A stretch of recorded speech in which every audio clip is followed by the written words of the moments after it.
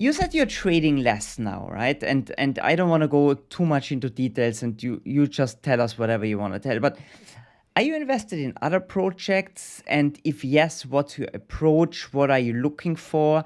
What's the reasoning to get behind a certain coin and a certain project? Or are you like only into DeFiChain? I guess you might have other investments as well. What's your take on this?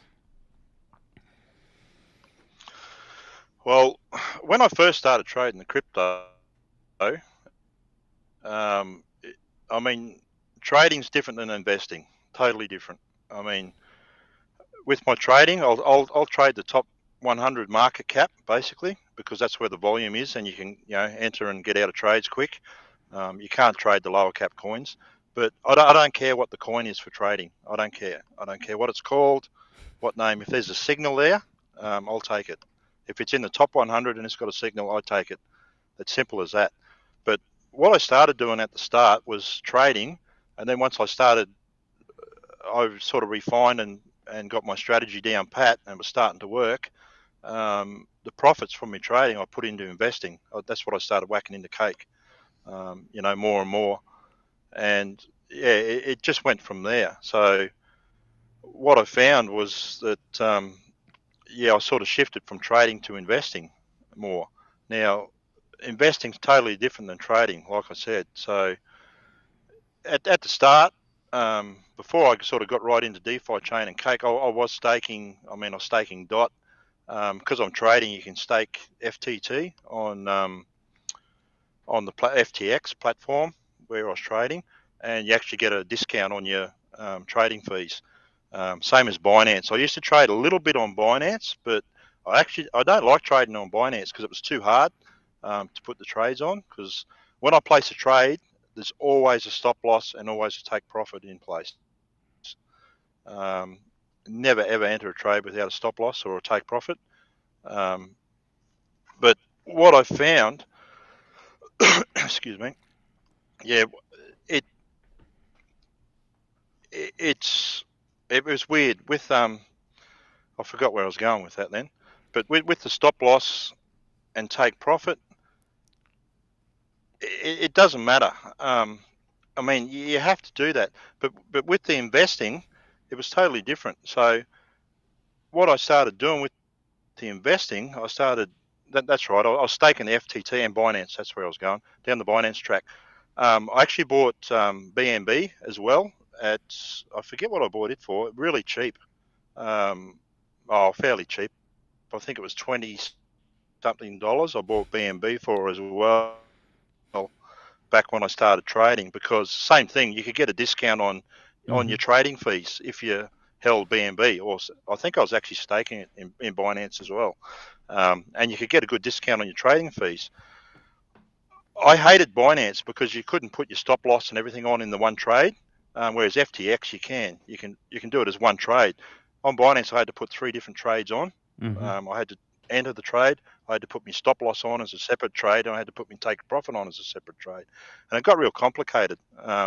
So I ended up selling my BNB for, I forget what it was, $300 something or whatever too. So I made a pretty good whack out of that as well. But I don't deal with Binance anymore. It's FTX exclusively, and I trade the futures contracts as well because you can short them. Yeah. So, so for trading, so at the beginning, trading, there's no emotional connection to the coin, I right? was no, none at all, no emotion at all. That's the thing. I mean, you've got to. Trading is just a game of probabilities. That's all it is. You got to take your emotion out. If you're emotional, I guarantee you'll lose. Guarantee. Simple as that. And that's the way I trade. I've got a checklist, and I've got to tick the boxes. And when I say tick the boxes, I physically tick the boxes. I've got a checklist printed out that I sit in front of me, and yep, it meets that condition. Yep, it meets that condition. Yep, it meets that condition. Okay, now I can take the trade. And that's how I trade. Yeah. There's no emotion at all. It's just purely a game of probabilities. whereas the investing side is totally different. Yeah. But what I found with Cake and DeFiChain, once I've sort of found out what it was all about, once I met a lot of you guys, joined the community. To be honest, I mean, I'm still into, I still research and look at other projects and things like that. But for me, Cake and DeFiChain is the solid project. What I'm really hanging out for is not the synthetic stocks, but the derivatives, which are coming afterwards. So I mean, that's what I started trading in, is derivatives, options. So I'm really curious to see what comes of the derivatives on DeFiChain. Yeah. And what the future holds is going to be massive potential there, I think. Yeah, it's exciting. Cool. We might bring you back when these products are ready to launch, because I see we have a real professional sitting there, and we spoke about it yesterday already, that you are such a original gangster when it comes to trading, right? What I would be really interested, because I'm not a trader, I can't trade shit, right? So for me, it's like, and whenever I do a trade, then there's far too much emotion in there, because I buy it and then it takes a different turn and I've got for sure no stop loss set, and so I can't handle that, right? That's why I don't trade anymore. But I would be really interested in getting a little bit more deeper into that and understand your system as well, because this completely separating yourself from emotions on a trade, I think that's the only way to go, right? Otherwise, you end up broke or you lose your head. Yeah. Yep, for sure. I mean, like I've said, I'm no guru trader, but over the years I've blown up lots of trading banks. I've traded lots of things. I've had a lot of success. I've had a lot of failures as well. But the one thing I've learnt is to take the emotion out of it. Like I said, I'm purely technical analysis, and some people think technical analysis is crap. Some people are purely fundamental, but for me, it works. Technical analysis works, and I treat it like a game of probabilities. It's like the casino, the roulette wheel, whatever. That's how casinos win. The odds are stacked in their favour. They know if they spin the wheel 1,000 times, eventually they're going to come out in front. It's the same with trading. You have winners, you have losers, but I know my strategy works over the long term. I know over 100 trades that, I know my percentages. I know what's going to win. I know what's going to lose. And to be honest, the way that I trade now, crypto, most trades, probably 10% or less, that I make all my profit on. And they're the ones that run. The strategy I do now, like I said, I put a stop loss and a take profit in, but that first take profit is only 50%. So as soon as it hits my first take profit, my trades break even. I can't lose any money. So what I do then is wait for a swing high and a low, and then I'll move my stop loss up just below that swing low, if you like, and then try and ride it up. And that's where you make all your profit.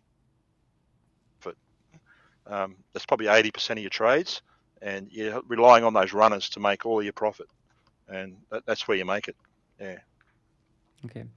But like I said, what I found is that investing, especially like in Cake and DeFiChain, you don't have to do anything.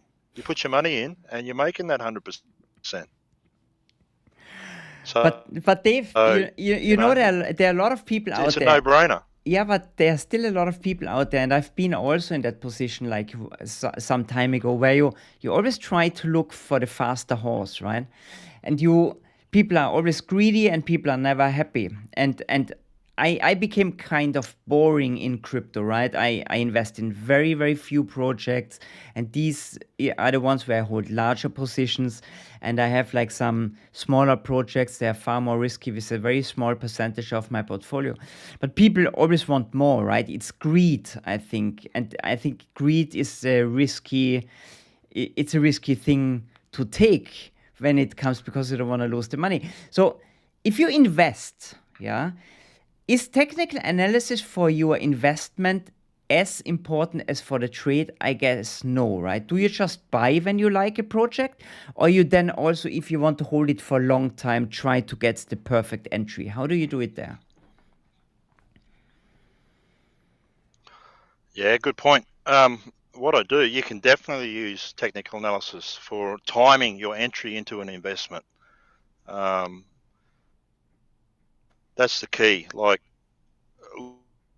I said, the strategy I use works on any time frame. So last year, nearly a year ago, if you have a look, I think it was end of August. It was around $11,000 Now, I put a couple of orders in overnight because there was a signal there on I can't remember, it might have been a weekly chart now, which I don't normally take, but there was a really good signal on a weekly chart.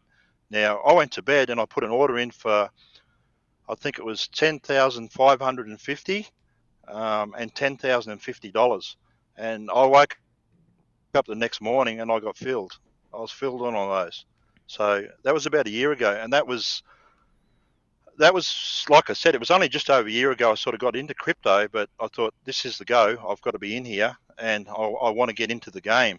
So that was my first big buy into Bitcoin again, apart from the initial Bitcoin I bought 8 or 9 years ago. But yeah, that was my big entry, and I purely used technical analysis to get into that, and it worked great. I mean, if you go back and have a look at the chart around that time, it only dropped down to just below 10,000, I think it was, and it's gone up ever since. It went up to 60,000, and that's I time my entry with technical analysis into the Bitcoin. So it definitely works. I mean, I don't use just technical analysis for investment, but yeah, I use that to time my entry. So, I'll do a lot of research and fundamentals and things, but then I think, okay, right, that is a good project or that is a good coin. I want to enter that. When am I going to enter it? And then I'll use technical analysis to time my entry to enter it. Yeah. So, When, yeah, you definitely can use it. when you Yep. So on YouTube there are a lot of these master guru traders out there, right?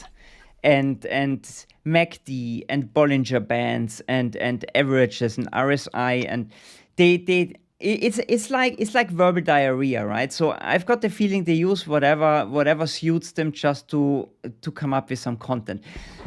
Are you using all these tools, or are you using a very limited set that gives you these signals, when to enter, when to sell? How do you came up with that? You said you have a system. It sounds quite simple compared to what these guys are doing. What's the idea behind that? It is. And like I said, I've been doing technical analysis for probably over 20 years. Over that time, I've tried everything, Bollinger Bands, RSI, Fibonacci, everything at some stage I've tried and researched and whacked it on my chart, and sometimes you end up with 10, 20 indicators on a chart, and, it just means there's 10, 20 reasons to keep you out of a trade, really. What I've found over the years is that you keep going back to basics, and that's what works. It's crazy, but keep it simple, stupid. The old KISS principle. That's what really works. Now, currently, like I said, that the strategy I use now, it doesn't only work on crypto. I mean, if the whole crypto market died tomorrow, I'd go back and trade Forex, because the exact same strategy I use works on Forex and works fine. And it works on any time frame. Now, it is 3 indicators, and that's all. I use a 10 EMA, exponential moving average, a 20 exponential moving average, and a MACD, and that's it. I do use Fibonacci a little bit as well, just looking for levels. And I've actually got 3 strategies that I use, but the main one just uses the 2 moving averages and the MACD.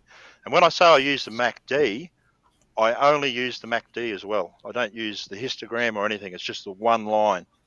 That's all I use. Yeah. And I can't remember now. I think it's about, I've got two check sheets. I've got one that's got, I think it's got about 8 or 10 boxes I've got to tick, and they're the must-have. Like, before I even consider entering a trade, I've got to tick every box on that list. Now, if I can tick every box on that list, I've got another list which increases the probability. So I can't take the trade unless I can tick all the first boxes. But if I can tick, just say I had a signal on 3 different coins at the same time, what I'd do then is go to my second checklist and see which one had the higher probability. So if I could tick more boxes in my second checklist, that one's got a higher probability. So I'll take that one over the one that only ticks the first boxes, if you like. So it's very systematic, it's very mechanical, no emotion, and it is very simple. Very, very simple. Yeah. Okay, you said it's simple, but to be honest, for me, it's a complete new world because I'm not a trader. I'm more the investor. So have a look on the background, on the technique, what is on the roadmap. Do I understand the vision?